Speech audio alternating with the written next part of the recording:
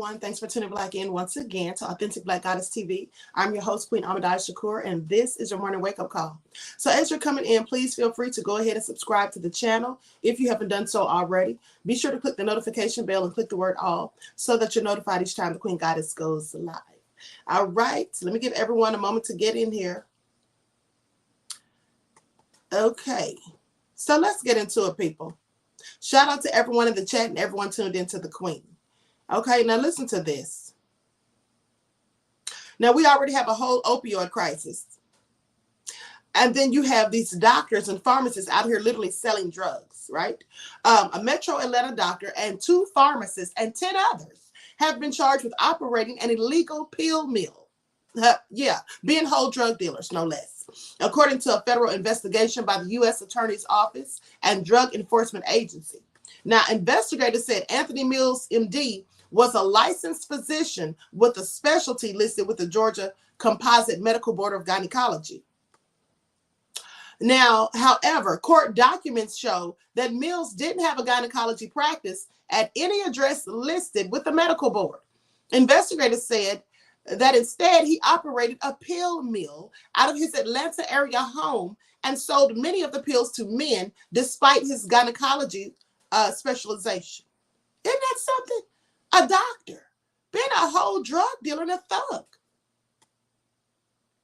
Now, Mill is accused of selling prescriptions to addicts and drug dealing sponsors, as well as drug dealing sponsors in exchange for cash payments. Investigators said some of the prescriptions belonged to people who had stolen identities, who were incarcerated at the time of the prescription, or who were dead at the time of the prescription. They say while in the midst of this country's prescription opioid endemic, removing and ultimately eliminating physicians who recklessly overprescribe pharmaceutical pills, particularly prescribed opioids, for non-medical reasons is an important part of the DEA's mission, says Robert J. Murphy, the special agent in charge of the DEA Atlanta Field Division. Now, he says, this pill-peddling gynecologist allegedly distributed large quantities of opiate-based pills to scores of drug-seeking patients. He and his accomplices will no longer be able to commit such unlawful acts thanks to the spirited law enforcement operation.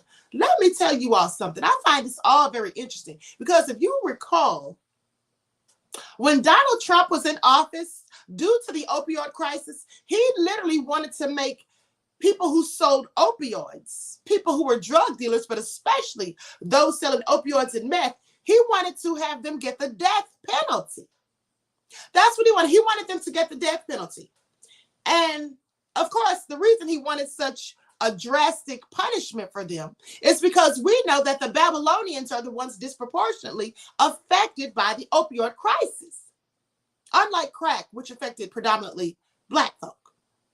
Now, with that all being said, I asked you all the question then, if you may recall. I said, if he makes it a death sentence for you to be caught selling opioids, and meth or whatever, what is he going to do about these doctors, these physicians, these pharmacists who are also selling it just to make a profit and not selling it for medical reasons? What is he going to do about them? Because they're the real drug dealers. I told you all this, right? 2 years ago. With that all being said, what is going to be done with these people? What kind of stiff punishments are they going to get? I'm just curious. Because they're worse than the drug dealers out there on the street. You see, because first of all, these people have a license to practice medicine and to disperse medicine, prescriptions.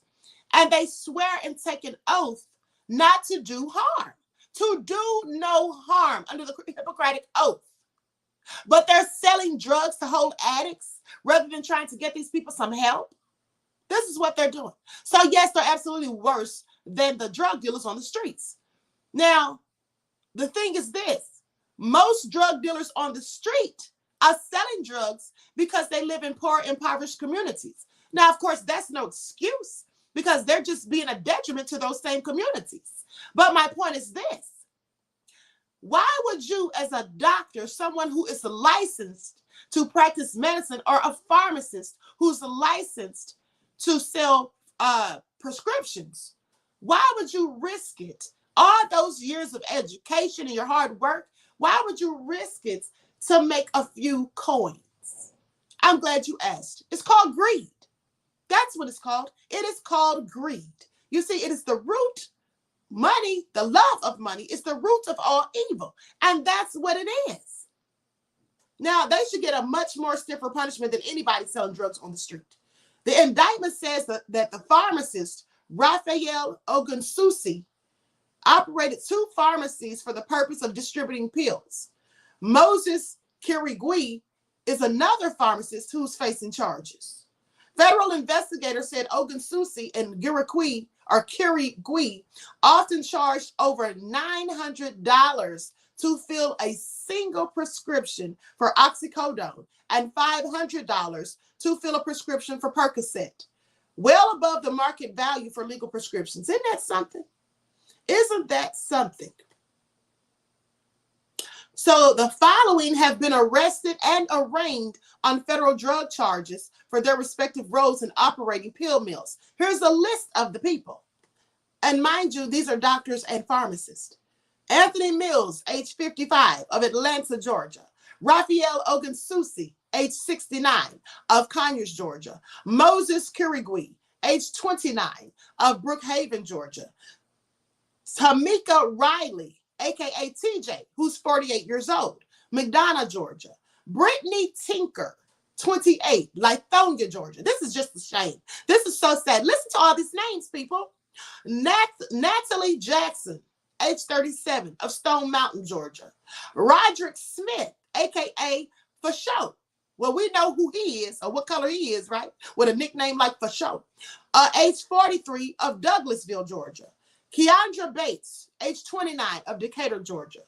Chafulumisa Lisbon, aka Chafu, 31, of Atlanta, Georgia. Javon Hamilton, age 32, of Bluffton, South Carolina. Marcina Jordan, age 28, of Forest Park, Georgia. Investigators are still searching for 2 defendants in the case. 41-year-old Gina Austin of Atlanta and 30-year-old Travis Polon of Decatur. Now, this is just sad because these are the people who've been entrusted with other people's health. But rather than doing that, what they're licensed to do, they're out here illegally distributing pharmaceutical drugs. Pay attention. Another thing is this. There's no getting out of it because once the feds indict you, they already got everything they need. There's no time to turn back. No deposit, no return. When the feds investigate you, they've been investigating you for years, okay? At least 2 years, all right, if not more. So they've already got all the evidence, honey. Like I tell you before, like I told you, they're not like the police. The police arrest you and then start their investigation, not the feds, honey. They're going to do the full investigation first, make sure they have all the bases covered, make sure they have all of their receipts, all of their T's crossed and their I's dotted. And then they're going to come get you. And that's why you're never going to win. Anybody indicted on federal charges knows this. All right. So with that all being said, it's clearly crazy. Now I'm going to share my screen. I'm going to share my screen and show you all this footage. Everyone, please get those likes up. Please like and share. Subscribe to the channel if you haven't done so already. Be sure to click the notification bell and click the word all so that you're notified each time the Queen Goddess goes live. All right, likes up, everyone. And I'm going to be muting. I told you all the awakening is here. Now you will believe, says Amazing Tribe. Absolutely. It certainly is, beloved. It certainly is. Okay, so with that all being said, I'm going to mute my mic and share my screen. Likes up. Everyone, please likes up. Thank you.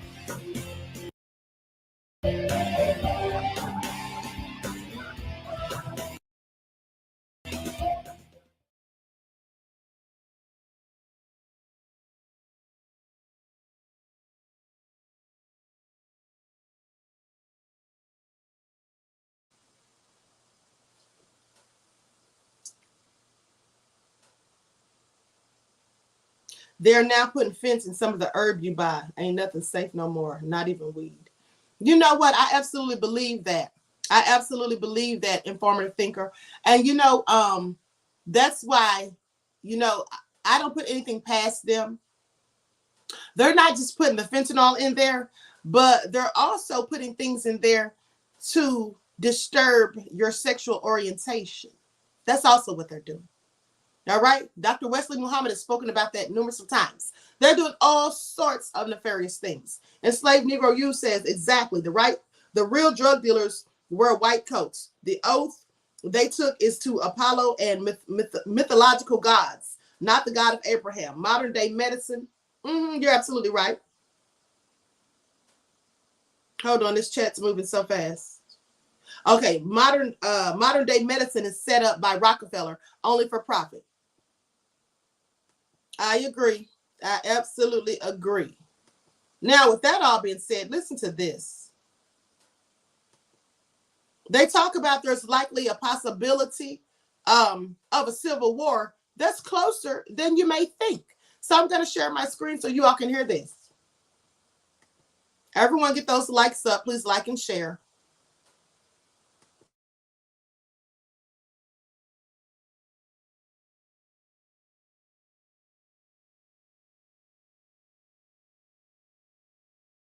Underscores the disturbing findings of one study on democracy in the US. According to a Washington Post editorial, data from the Center for Systemic Peace finds the US no longer technically qualifies as a democracy after the Trump administration years. It's somewhere between a democracy and an autocratic state. Barbara Walter is a professor of international relations at the School of Global Policy and Strategy at the University of California, San Diego. She joins me now, and I'm delighted. I mean, when we look at the research, it's frankly frightening. And you conclude that the US is, quote, closer to civil war than any of us would like to believe. How close? Well, I've been studying civil wars for the last 30 years across the globe. And in fact, the last 4 years, I've been on a task force run by the CIA that tries to predict where outside the United States a civil war, political violence, and instability is likely to break out. And we actually know now that the two best predictors of whether violence is likely to happen are whether a country is an anocracy, and that's a fancy term for a partial democracy, and whether ethnic entrepreneurs have emerged in a country that are using racial, religious, or ethnic divisions to try to gain political power. And the amazing thing about the United States is that both of these factors currently exist, and they have emerged at a surprisingly fast rate. What's remarkable is the research isn't based on sentiment. It's based on metrics and markers and signs and facts that the US uses to determine the state of other countries' democracies and proximity to upheaval. So if the US were looking at another country and saw these signs, what would be the US evaluation of that country?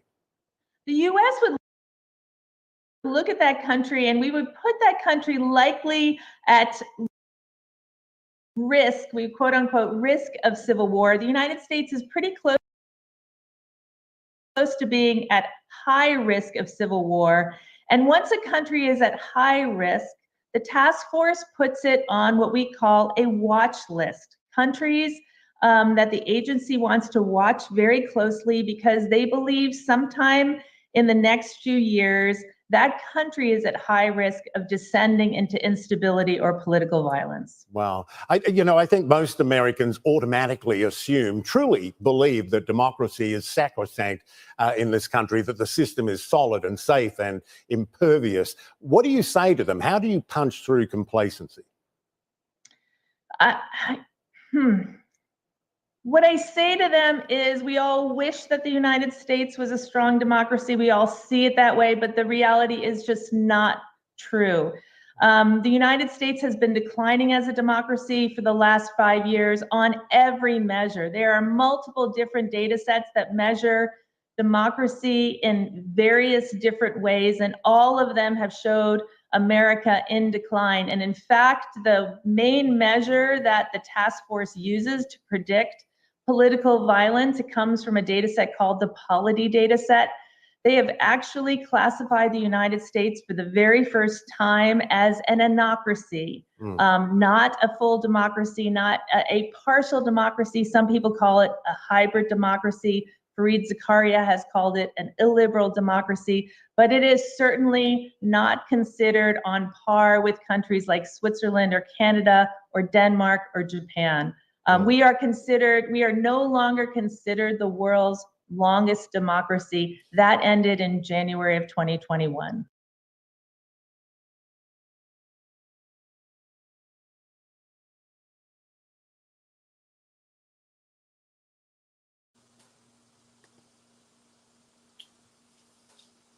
Well, you all heard that. She said a civil war. At the end of the day, I wouldn't be surprised, but my whole thing is it's likely going to be the venomized against the unvenomized, okay? Because they're doing everything they can. The politicians, the lamestream news media, and all of that, they're doing everything they can to sow seeds of discord between the two groups. Please pay attention if you haven't been. That's exactly what they're doing. The devils are always up to something nefarious. Now listen to this. So they found 7 bodies, including children, in a Minnesota home. Now the police say cause of deaths are unknown. Authorities said that on Sunday, the bodies of 7 people were discovered inside a twin home in a northeastern Minnesota city, but did not say how they died. Police said the victims included 4 adults and 3 children. They were found just before 8 p.m. on Saturday by family members conducting a welfare check at the home in Moorhead. Those family members then called the police. Now, there were no signs of violence, forced entry into the residence, according to police, and authorities are not actively seeking any suspects. They say this is an absolute horrible tragedy, made even more poignant since it is close to the holidays. Moorhead Mayor Shelley Carlson wrote in a statement sent to the Star Tribune. She says, "My heart aches for the family and friends who received this devastating news over the weekend. Our community mourns with them during this heartbreaking time." So the bodies were taken to the Ramsey County Medical Examiner's office in St. Paul, where autopsies will be conducted. Neighbors said the children were last seen on Friday, and this is what KFGO radio reported. They say the Moorhead Area School District has been provided information about the victims to help prepare for student assistance. Moorhead is on the Minnesota border next to Fargo, North Dakota, in a metropolitan area of about 230,000 people. Moorhead Police Captain Derek Swanson said the investigation is still active and further information, including the cause of deaths and identification of the victims, will soon be released. So this is just all sad. 4 adults and 3 children, all found dead. And they don't know. So here's the thing. They don't know what was the cause of death. So we know they weren't stabbed or shot then, right? I wonder if it was due to a faulty gas line or something like that. I'm just curious. Otis says they venomized against the non-venomized. Black people stand back and pass the popcorn watching on the rooftops. The white venomize against the non-white. Yes, they absolutely do. And that has nothing to do with us. Yes, Black people in this case, mind your own Black business, because they're going in on those who didn't get the jab and those that, you know, they're sowing seeds of discord, all of that. And that has absolutely nothing to do with us. Absolutely. Now, Otis, I also read that you said something about these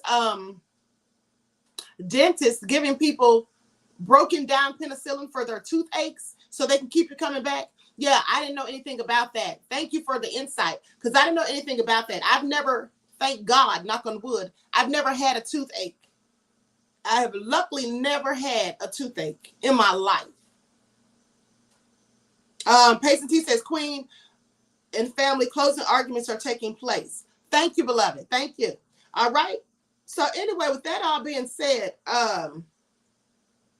see how they never included us when they were on the up and up, but when it's bad, they want us to throw separation out the window. No more savings to male people. Yeah, then they want everyone to come together, talking about, oh, you know, we're all in this together. We've never been in this together. They've never included us. All right. They have never included us. So miss me with it. Derek says a toothache can make a grown man cry. Honey, I have heard stories.